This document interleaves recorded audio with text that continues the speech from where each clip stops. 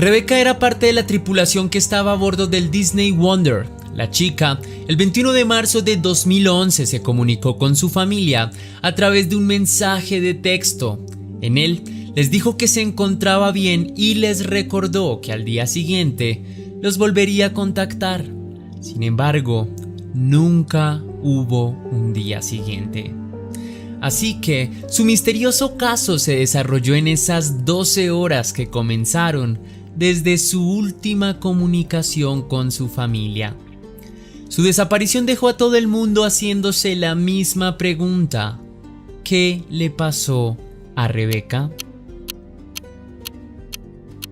Rebecca tenía que presentarse a su trabajo a las 9 de la mañana, y aunque ella siempre fue una mujer muy responsable con sus compromisos, esta sería la primera señal de que algo no andaba bien. La chica nunca se presentó a su lugar de trabajo. Sus compañeros de tripulación iniciaron una búsqueda por todo el barco y no encontraron ningún rastro de Rebecca. Repitieron la operación de búsqueda y de nuevo no tuvieron señales de ella. En este punto fue reportada oficialmente como desaparecida. El caso es aún más extraño cuando te diga que el barco se mantuvo en todo momento dentro del mar. Nunca hubo ninguna parada que permita conjeturar que sencillamente quedó abandonada. Así que parecía que la única explicación posible era que se lanzó al mar y se ahogó. Pero, ¿por qué lo haría? O tenemos otra opción: alguien la arrojó, pero de nuevo, ¿por qué lo haría? La investigación de su caso empezó y no tardó en escalar rápidamente por los medios de comunicación. Un miembro de la tripulación del barco dijo que vio a Rebecca saltar por una de las esquinas del mismo en horas de la madrugada, aproximadamente a las 3 a.m. Pero me sigo preguntando lo mismo: ¿por qué saltaría del barco? De ser cierta esta teoría, nadie tenía ninguna señal de por qué habría hecho algo así. Incluso en los días anteriores ella parecía haber estado muy contenta. Pero con esta versión es obvio que se trataría de un presunto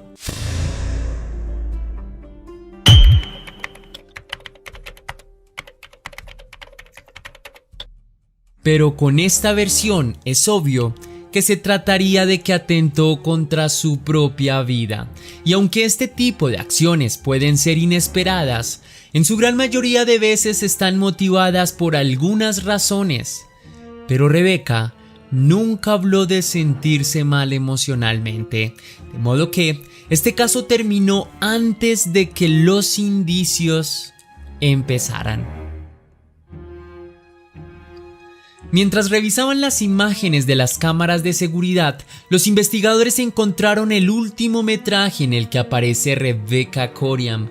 Y en caso de que ella se hubiese lanzado, el video debía haber aparecido, pero de forma muy extraña, nunca se encontró evidencia de eso.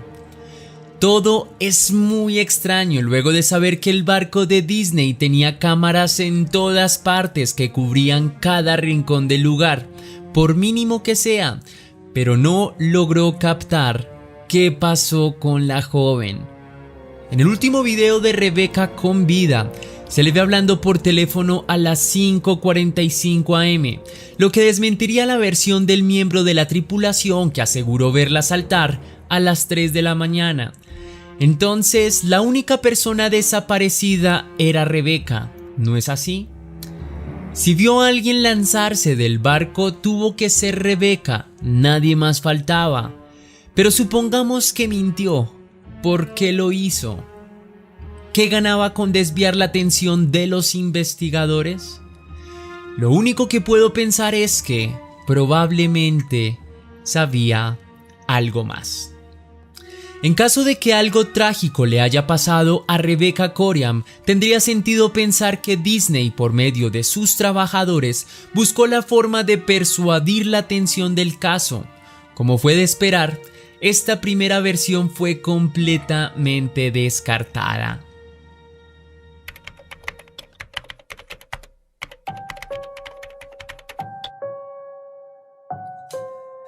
Un investigador de las Bahamas fue trasladado al barco para la investigación de este caso. Apenas unos días después de haber entrevistado a los miembros de la tripulación y de revisar las imágenes, el oficial logró reconstruir lo que sería la línea de tiempo completa de cómo sucedieron los hechos. Según este reporte, a las 5:45 am Rebecca se encontraba en el salón de la tripulación del quinto piso, sosteniendo una conversación con alguien a través de su celular. No sabemos sobre cuál tema hablaban, pero aparentemente logró afectar emocionalmente a la chica, pues se le veía desesperada y muy angustiada.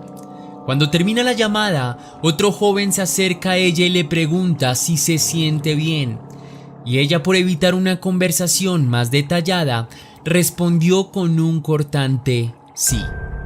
Desde ahí, se ve que Rebecca caminó por el quinto piso hasta que llegó a la terraza de la piscina. El clima no era el más oportuno, por lo que las fuertes ráfagas de viento levantaron una ola de mar tan pesada que terminó llevando a la joven a las frías y profundas aguas de ese día, para nunca más ser encontrada. Para darle un poco de credibilidad a este reporte, se encontraron las sandalias de Rebecca en la terraza, justo en donde podría haber sido arrasada por el agua. Disney decidió poner un ramo de flores en ese punto del barco en homenaje a su vida, y el barco continuó navegando.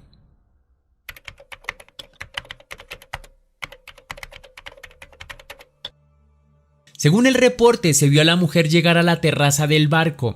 Entonces, ¿por qué no hay registro videográfico del momento exacto en donde es arrasada por las olas del mar? Estamos hablando de Disney y no de una empresa nueva. Estoy seguro que el nivel de seguridad tecnológica que deben tener a su disposición es tremenda, como para que preciso detalles así no sean captados. Las cosas empeoran cuando se logra identificar que la última foto de Rebecca realmente fue tomada en el primer piso y no en el salón de tripulación que se ubicaba en el quinto. Y lo más grave es que se acusa a Disney de recortar esta grabación para que los momentos faltantes sean rellenados por sus propios trabajadores, algo que de nuevo deja muchísimo que pensar. Es relativamente imposible que ella haya sido arrasada por una ola de mar si se encontraba en el primer piso. Luego, se logra identificar que ella no estaba tampoco ni cerca de las escaleras ni de los ascensores como para hipotetizar de que se subió rápidamente a la terraza. De hecho, estaba cerca del centro médico. Y suponiendo que lo hubiese hecho, tuvo que cruzar todo el pasillo para llegar a las escaleras, y de ser así, ¿dónde quedaron esos clips de video en los que se le ve caminar por el primer piso? Solo supongamos que logró subir al quinto piso sin ser detectada por ninguna cámara. El reporte nos dice que en ese lugar fue arrasada por el mar, pero aquí va otra desconexión. Ese piso tiene barreras de seguridad que acordonan todo el barco para evitar precisamente accidentes así. Estructuras que miden cerca de 2 metros de altura. Así que, ¿cómo es posible que este sistema de seguridad también fallara? Investigando encontré que la ola tuvo que haber sido entonces de más de 30 metros de altura para llegar a la azotea. Pero sobre todo, cómo nadie más reportó el golpe de una ola de ese tamaño. Luego, hizo la fuerza exacta y mínimamente invasiva de llevarse a Rebecca y no sacudir al barco. Pero lo peor de todo es cómo una ola así de enorme no fue captada por las cámaras. Pero las inconsistencias continúan. El reporte mostró como prueba de oro las sandalias de Rebecca. Así que, ¿cómo es posible que la ola se llevó a Rebecca pero no a sus sandalias? y para completar, sus propios padres al ver la evidencia negaron que esas sandalias fueran de Rebeca. Pongamos el último detalle del cinismo y el descaro. Estas sandalias tenían el nombre y el número de identificación en su suela de otro miembro de la tripulación. Por lo tanto, el reporte oficial es una estrategia pero muy pobre de ocultar lo que realmente pasó con Rebecca Coriam. En este punto, muchos usuarios afirman que Disney está tratando de encubrir algo muy perturbador, porque de lo contrario, ¿por qué harían todo este espectáculo de mentiras?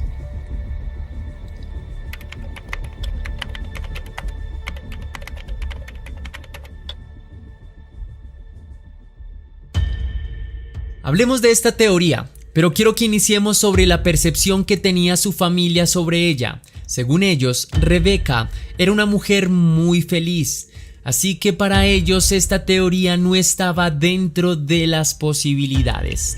La primera pregunta clave aquí es: ¿qué motiva a una persona aparentemente feliz a acabar con su vida? De inmediato, este planteamiento nos direcciona a una situación que sucedió el día que desapareció. Cuando se analizan las últimas imágenes con vida del CCTV, hay un detalle que me llamó mucho la atención, y es el hecho de que la mujer en ese momento estaba usando ropa de hombre. A esto, agrégale que Rebeca se declaró oficialmente lesbiana.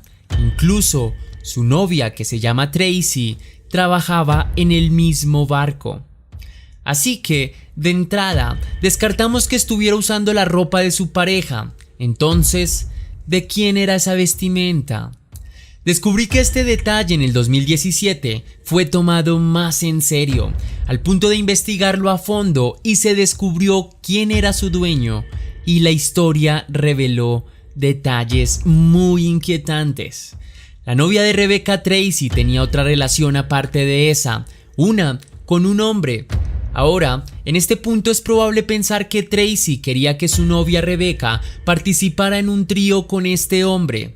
Es posible que Rebecca haya accedido, pero sin estar muy segura de su decisión, o tal vez nunca quiso ser parte de esto y solo lo hizo porque estaba celosa de la atención que recibía este hombre por parte de su novia.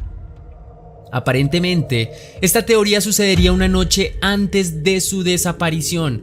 Puedo pensar que en algún punto de la noche se arrepintió, pero ya era demasiado tarde, lo que condujo a que fuera abusada.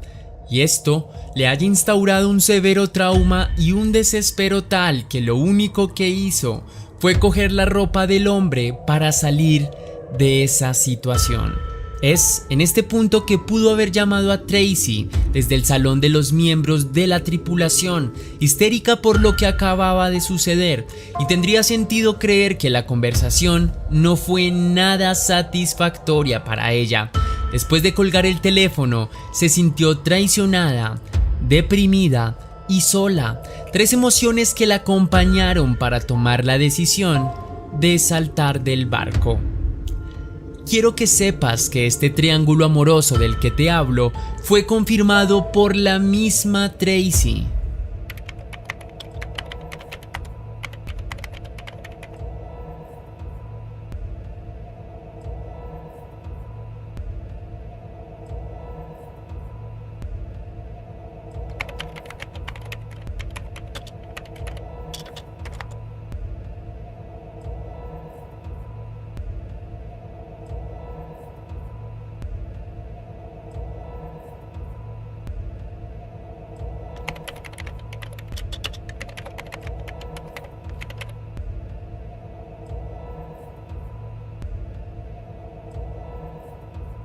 Y aunque parece estar todo solucionado, siento algunas fallas en esta teoría. Me pregunto, ¿por qué Disney habría de encubrir una situación de estas?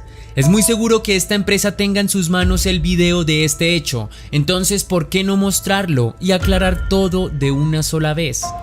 Y bien, sé que un hecho así para un eslogan como el barco más feliz del mundo no sería nada coherente para su reputación de marca.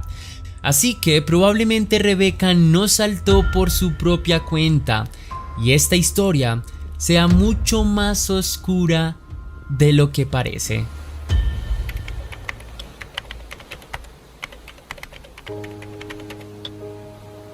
Volvamos al triángulo amoroso para encontrar nuevas pistas. Hay un hallazgo muy perturbador de este caso, y es que los shorts que Rebeca usó por la mayor parte de su tiempo se los devolvieron a sus padres con un gran roto en el área de la entrepierna.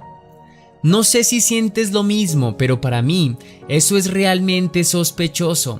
Así que fue probable que haya sido obligada a ser parte de este triángulo íntimo y obviamente al sentirse utilizada salió de la habitación rápidamente y si sus pantalones estaban rotos no encontró nada más por utilizar que la ropa del hombre.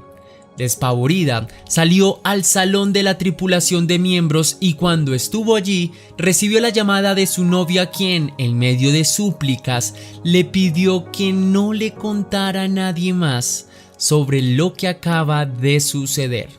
Rebeca, en medio de todo, cuelga el teléfono con una gran confusión. No sabe si contarle a alguien más o solo intentar olvidarlo. Y finalmente decidió contárselo a alguien más. Entonces, estando en el piso del centro médico, es muy sensato creer que fue en dirección a ese lugar. Ahora bien, acá puedo hipotetizar dos cosas. La primera, logró contarle al médico o enfermera del lugar, la misma que escaló el caso a la gerencia de Disney, y esto sí tendría más sentido intentar ocultarlo. Un caso de abuso, así tendría un impacto muy poderoso en la imagen de Disney. Así que decidieron silenciarla. O la segunda hipótesis sería, también muy probable, que Tracy y su novio, para evitar que algo así sucediera, pues sabían muy bien que una denuncia de esas los pondría tras las rejas durante muchísimos años, así que decidieron atraparla antes de que ella le contara a alguien y lanzarla del barco. Como ambos conocían muy bien el lugar, pudieron idearse la forma en la cual burlar o evitar las cámaras de seguridad del barco. O sencillamente Disney decidió eliminar estas tomas porque siendo esta versión es más impactante la historia para su imagen. Imagínalo, dos miembros del crucero más feliz de Disney abusaron y asesinaron a una mujer. Muy difícil de recuperar su reputación con esta versión. Quiero que a esta teoría le añadas la pose de angustiada que tenía en el momento de su única foto. Y por favor, no olvides sus pantalones rotos en la entrepierna. La reflexión final es tuya.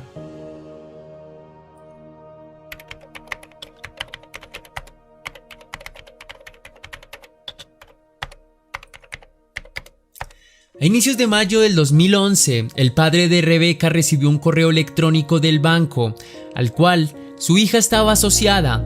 En el correo en cuestión se le notificó que alguien intentó hacer movimientos bancarios con la tarjeta de crédito de su hija. Entonces, esto nos indica que es probable que esta tarjeta haya sido robada o que Rebeca nunca murió. Sin embargo, esta segunda podría ser el inicio de algo mucho peor. Ya te diré por qué. Ahora bien, la familia intentó ingresar a la cuenta de Facebook de Rebeca y se encontraron con la notificación de que la contraseña había sido cambiada.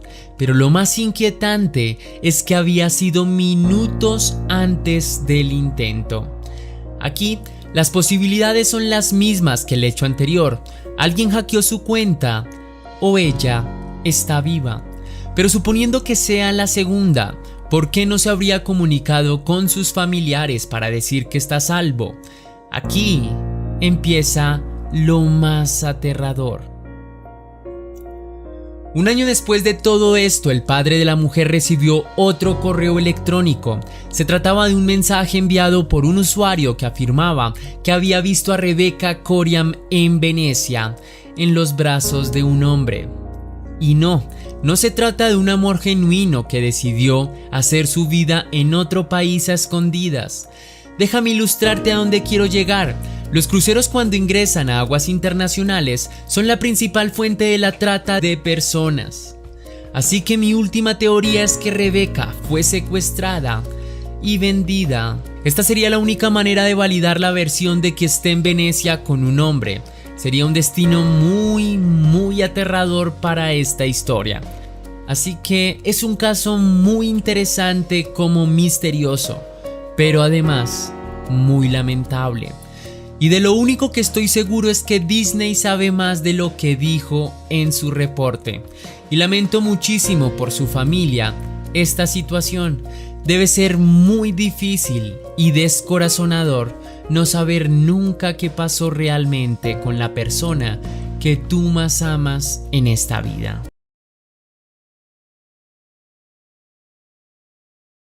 Hoy me gustaría que viajáramos a Estados Unidos, más concretamente a Tennessee.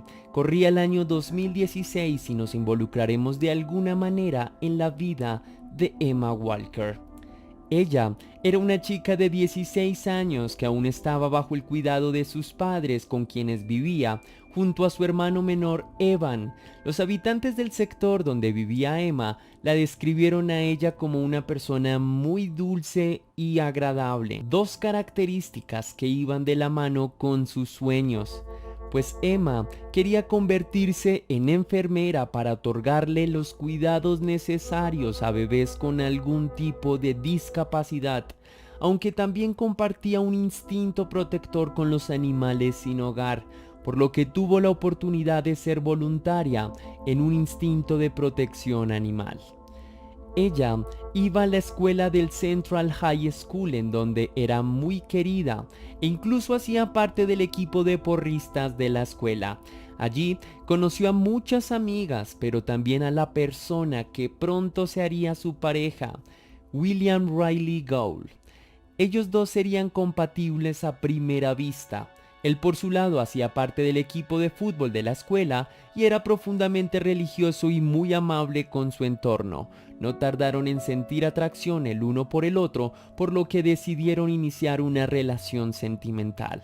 Un dato muy curioso es que este chico dejó a su anterior pareja por Emma.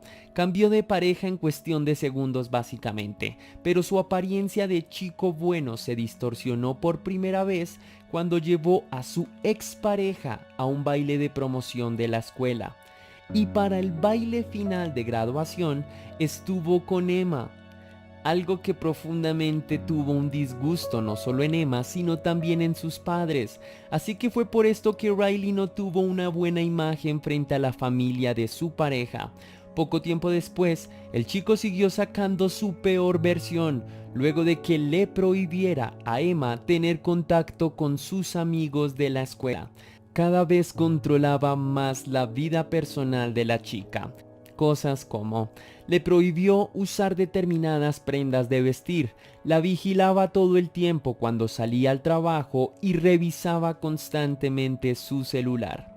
Y amigos, supongo que ustedes sabrán esto, pero esas actitudes comienzan a destruir una relación poco a poco. Riley empezó a ser cada vez más agresivo con Emma, incluso le envió un mensaje de texto en el que decía: "Estás muerta para mí". Además, en cada discusión que tenían, él siempre le amenazó con acabar con su vida. O sea, este tipo de situaciones suelen generar un estrés muy intenso en la persona que es manipulada de esta forma.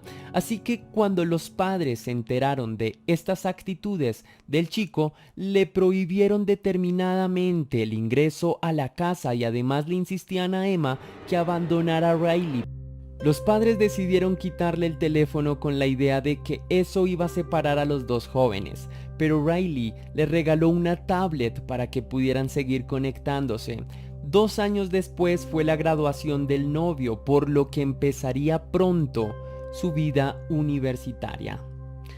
Esto implicaría un distanciamiento entre ambos, pero aún así decidieron continuar la relación pese a las frecuentes advertencias de los padres hacia Emma.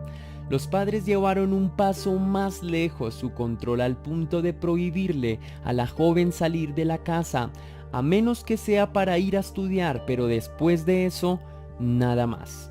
Riley aprovechó esa restricción de Emma para subir en su Snapchat videos con más mujeres, lo que empezó a despertar muchos celos al punto de terminar para siempre la relación por parte de Emma. Sin embargo, una vez más Riley logró enviarle un mensaje a Emma en donde le anunció que se iba a quitar la vida y de hecho, esta vez lo intentó, tomando una serie de medicamentos sin prescripción médica, pero finalmente no le pasó nada grave.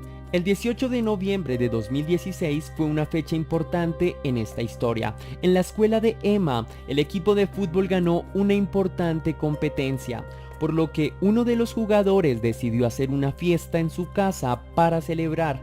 Este chico invitó a Emma y ella, luego de pedirle permiso a sus papás, logró convencerles de que no regresaría tarde y que todo estaría bien.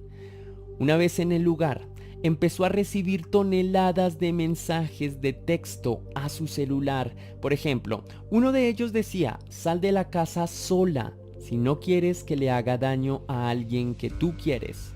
Ella salió de la casa, pero no sola. Luego de unos minutos afuera, no vieron a nadie e ingresaron nuevamente a la fiesta. Unos minutos después recibió otro mensaje en tono más agresivo que decía: ¿qué no entiendes de salir afuera sola? Emma decidió ignorar este mensaje, pero pasada media hora recibió un último mensaje que decía: es una pena que no le des importancia a la vida de las personas. En este momento, Emma decidió salir y esta vez se encontró en los arbustos tirado en el suelo a Riley. Lo extraño es que se levantó de inmediato y empezó a decir que estaba confundido, que no sabe cómo llegó a ese lugar. Repetía que fue alguien que lo montó en una furgoneta, pero que no recuerda nada de lo que pasó. Emma comenzó a llorar y le creyó su versión. Sin embargo, sus amigos no lo hicieron.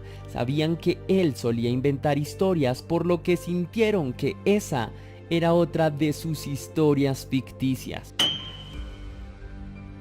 En la madrugada, Emma salió para su casa en el carro y llegando a su vecindario, se fijó de un misterioso hombre de negro que estaba merodeando el vecindario en el que vivía. Cuando llegó a casa, notó que no había nadie, por lo que supuso que no tardaría en llegar su familia. Así que se quitó la ropa y quería intentar relajarse, cuando de repente, en medio del absoluto silencio, escuchó que golpeaban la puerta muy duro y de manera repetida. La chica asustada se encerró en el baño y comenzó a informar a sus amigos, pero también decidió informarle a Riley. Le dijo que la ayudara porque sentía que su vida estaba en riesgo. Le pidió incluso una videollamada para cerciorarse que Riley no iba de negro, como el misterioso hombre que vio antes de entrar a su casa. Riley llegó a la casa de Emma para ayudarla, por lo que ella salió y comenzaron a conversar al frente de la casa. Y justo en ese momento llegó la mamá de Emma, quien no dudó de pedirle a Riley que se fuera de su casa y que ojalá nunca más volviera.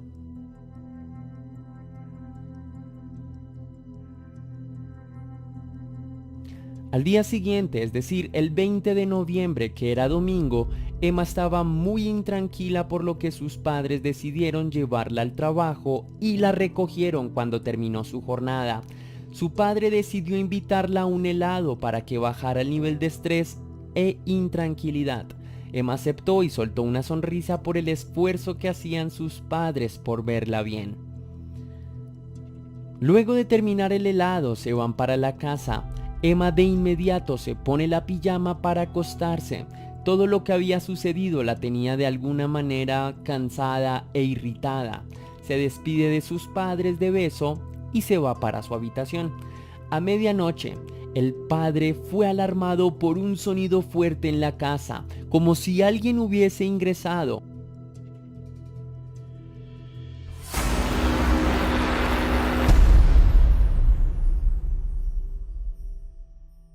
Lo primero que hizo fue levantarse e ir a la habitación de su hija para ver si le había sucedido algo, y luego de revisar todo parecía estar en orden, por lo que regresó a su cama y trató de calmarse diciendo que el sonido que escuchó probablemente era producto de una pesadilla.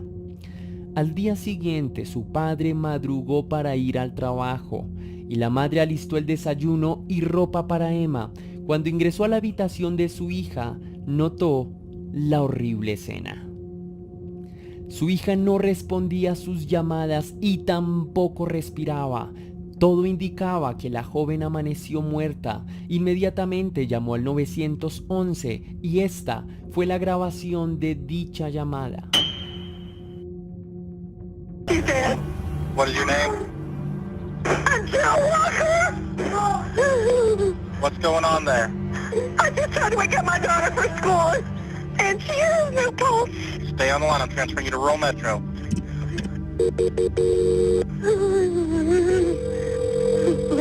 Rural Metro, can you tell me what's going on? She's non-responsive. She's gone.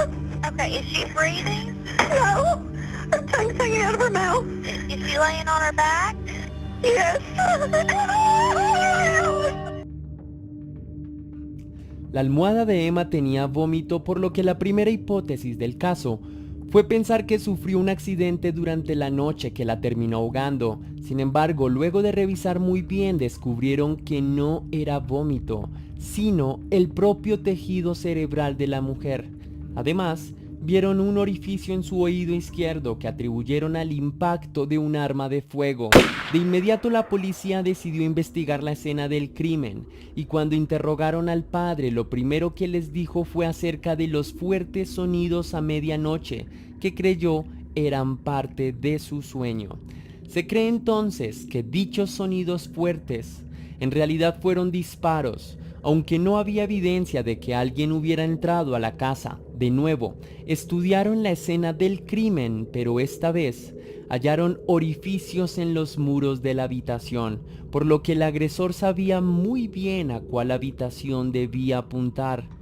Además, los investigadores, luego de inspeccionar toda la casa, encontraron que en el jardín de la misma habían casquillos de bala, lo que permitió identificar que el arma empleada en el crimen era una 9 milímetros. En la escuela de Emma, tras notar la ausencia de la joven, muchos de los estudiantes y docentes se preocuparon por su situación. De hecho, una teoría que empezó a coger mucha fuerza era la posibilidad de que Emma atentó contra su propia vida. Sin embargo, era una teoría que no tenía ningún soporte y que de todas maneras, ante la falta de un esclarecimiento del caso, muchas personas terminaron creyendo. Pocos días después, la policía confirmó la causa de la muerte de Emma Walker, por lo que las directrices del instituto decidieron informar el caso a sus estudiantes mediante una reunión. En ese momento de la reunión del caso de Emma, vemos que Riley empezó a postear de manera casi que compulsiva mensajes en su Twitter sobre Emma. En los mensajes se mostraba bastante afectado por lo que le había sucedido. Para este punto, los oficiales direccionan su investigación a través de entrevistas a estudiantes y amigos cercanos de la joven. En medio de las entrevistas, descubren que una respuesta en común que daban ellos apuntaba a Riley. Sin embargo, para ese momento no habían evidencias comprobadas y únicamente eran teorías que lo señalaban a él.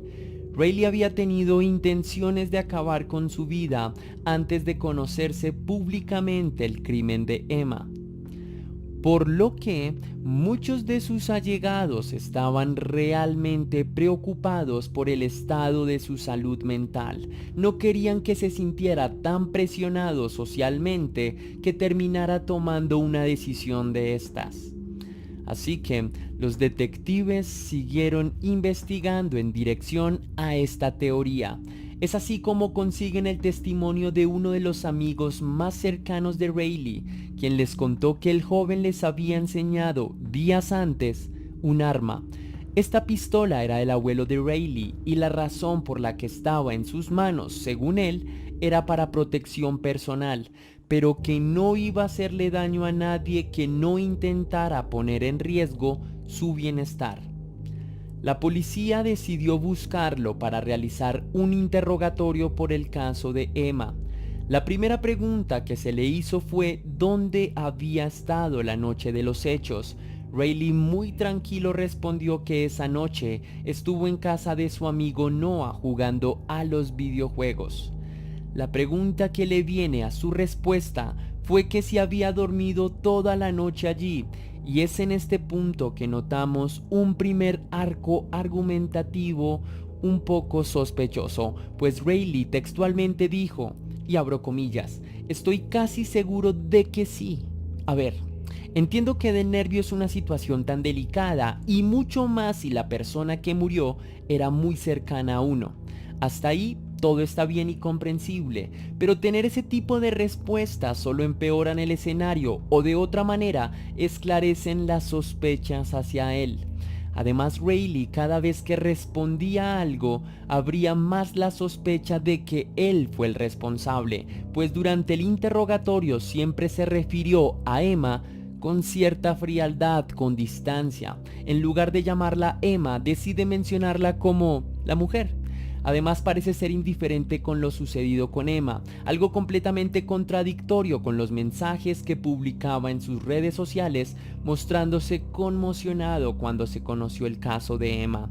Los oficiales también le preguntaron sobre la última comunicación que tuvo con la chica en cuestión, a lo que Rayleigh respondió que el día de los hechos intentó contactarla en repetidas ocasiones, pero que no consiguió una respuesta por parte de Emma, así que asumió que solo estaba evitándolo.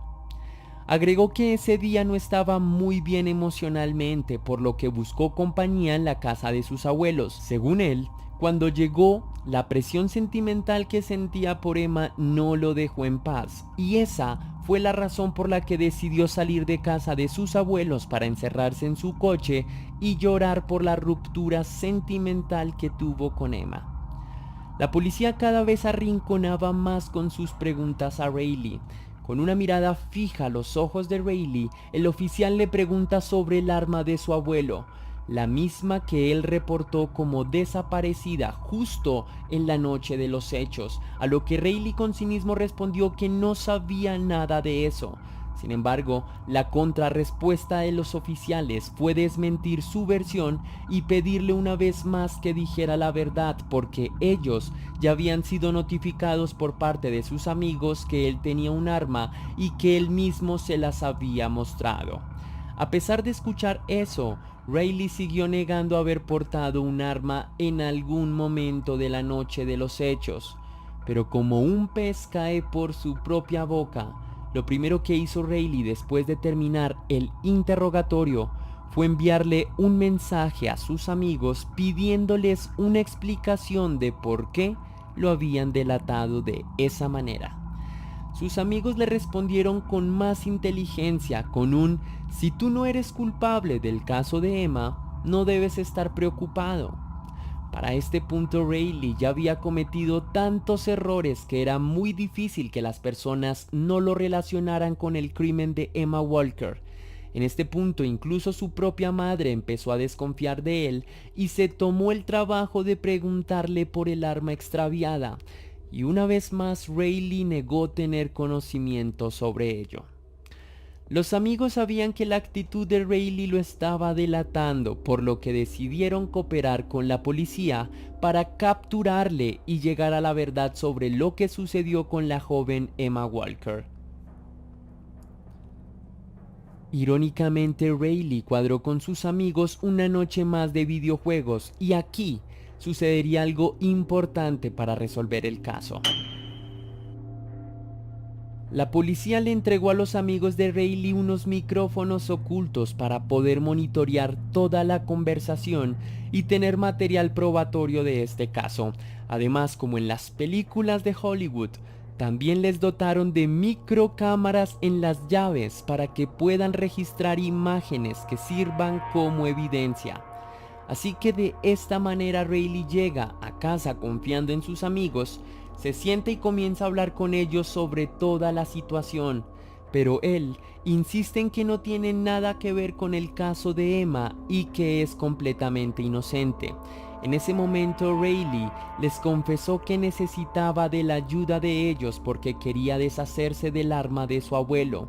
Sus amigos le ofrecieron entregarle el arma a la policía, ya que según él, esa arma no fue la que se usó en el crimen de Emma, a lo que Rayleigh, cada vez más nervioso, insiste en que solo quiere desaparecerla y ya, sin dar mayor explicación de su actitud. En ese momento se le ocurre la idea de arrojar el arma a un río cercano, porque de esa manera nunca encontrarían el arma, y segundos después les pidió el favor de que no volvieran a comentar eso con nadie, ni con la policía, ni con nadie más. Además, les pidió que se retractaran con la policía y que les dijeran que nada de lo que dijeron era cierto, y que incluso si era necesario, que se inventaran que ellos en el momento del interrogatorio no eran aptos para responder las preguntas porque probablemente estaban tomados o algo por el estilo. Sus amigos siguieron el plan, le dijeron que sí, que todo bien, que ellos estaban ahí para apoyarlo, por lo que decidieron salir de la casa para ir al hogar del padrastro de Rayleigh. En ese lugar agarró una bolsa de basura, sin mayor explicación se sube al auto y se dirige a un local de comidas rápidas. Quiero que tengan presente que mientras todo esto sucedía, habían policías encubiertos siguiendo todos los pasos de los jóvenes. Finalmente, después de ordenar algo de comida, salen del local y se dirigen hacia un río. El carro se estaciona y Rayleigh se pone unos guantes y de la bolsa negra que sacó de la casa de su padrastro, saca el arma. Justo en ese momento, la policía decide intervenir y agarrar en flagrancia a Rayleigh, quien literalmente quedó atónito cuando vio a los oficiales frente de él. Los oficiales le piden que tenga las manos en alto y que se bajen del vehículo. En ese momento es cuando se hace realidad la captura de Rayleigh, quien quedó en silencio y muy pensativo por lo que acababa de suceder. Supongo que insinuaba que sus amigos lo habían vendido a la policía por las extrañas circunstancias en que sucedieron todos los hechos. La policía encontró en la bolsa de basura ropa de color negro, lo que nos indica que era la persona que acosaba a Emma cuando regresaba a su casa. Además, recordemos que de estos momentos habían grabaciones de cámaras que habían instalado los vecinos, por lo que Rayleigh para este punto estaba completamente hundido por el crimen en cuestión. Finalmente, Rayleigh es llevado a audiencia para enfrentar los cargos de los que se le acusaba. Irónicamente, los defensores de este joven argumentaron que había sido un intento de homicidio temerario, es decir, no era su verdadera intención, únicamente quería darle un susto a Emma, lo que terminó en una tragedia, pero que esa no era su intención. Su plan era solo llamar la atención de la chica, provocando miedo de una serie de acontecimientos que él mismo planeó para que ella pensara que si estaba con él estaría a salvo. Básicamente ideó un plan muy retorcido para ganarse el amor de Emma nuevamente. Sin embargo, la jueza decidió ignorar estos argumentos porque no eran probables para el caso de la joven. Se determinó que, por la dirección del disparo, la intención no era causarle miedo sino acabar con su vida, por lo que finalmente le imputaron una condena de 51 años de prisión. Este es un caso de los cuales nos hace reflexionar profundamente sobre cómo es el amor y sobre cómo se desarrolla el amor. El amor es un sentimiento necesario, yo lo reconozco, es un sentimiento que buscamos los seres humanos, que nos hace sentir mejor y que en muchas ocasiones nos ayuda a potencializar nuestras habilidades, nuestras ideas, nuestros sueños, nuestros proyectos. Eso es una realidad, pero también no podemos descuidar que el amor viene de la mano de algo que se llaman los celos, y que es aquí donde empieza a pudrirse en buena medida el sentimiento como tal, porque son los celos los que en última se terminan convirtiendo en una palabra que se